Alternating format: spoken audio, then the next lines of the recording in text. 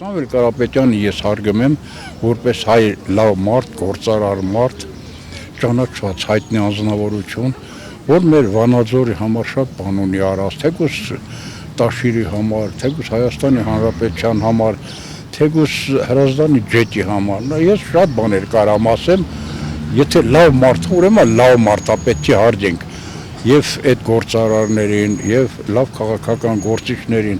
մենք չպետք է ոտնահարենք նման մարդկանց։ Որ իրավունք չունեն նրա բացի լավը ոչ մի բան ասեն, առելի հիվանդանոց ու ծննդատուն աշին է։ Դե որովհետև մարդ չկա, ղեկավար չկա, դրա համար էլ խուզարկում են։ Ու նման մարդիկ էլ շատերը հեն գիտեն, որ այս մեր ղեկավարը աշխարհի ամենաուժեղ ղեկավարն է։ Խուզարկում են թողասիլակային եք, ճիշտ բան ունի արած։ Բայց նրանք ով են ստորեն, ասեմ, ինչ պետք է տանեն, ինչ պետք է ստուգեն, նա տանը ինչ դինի։ Կարող է փող ունենա, կարող է ինչ-որ մի բան, ով իրանք ունի այնտեղ մտնելու եւ դուրս գալու։ Բարի բանդակի մաստ է, հիանալի մարդ է, բարերար։ Լավ մարդու նկատմամբ ո՞ս կարող եմ ես արտահայտել վատ բան։ Այդ իրավակայի մինակ ես ո՞ս չէ, ընդհանրում որ հարցնես, մարդը վատ բան չկրալ։ Դա ինչ համար բոլորը զարմանում։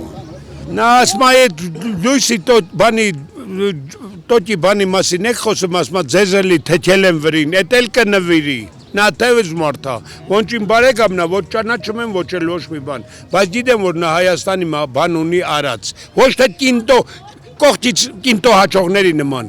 Մարդը վատ բան չկրալ։ Դա ինչ համար բոլորը զարմանում։ Եկեղեցու վերաբերալ Նիկոլ Փաշինյանը վարչապետը վատարար կասալ։ Իսկ ինքն թագարակ հակա այդ բերին։ Ասում եմ չգիտի այդ բանը իրոք վերելի է։ Նա իրավացի։ Վերալ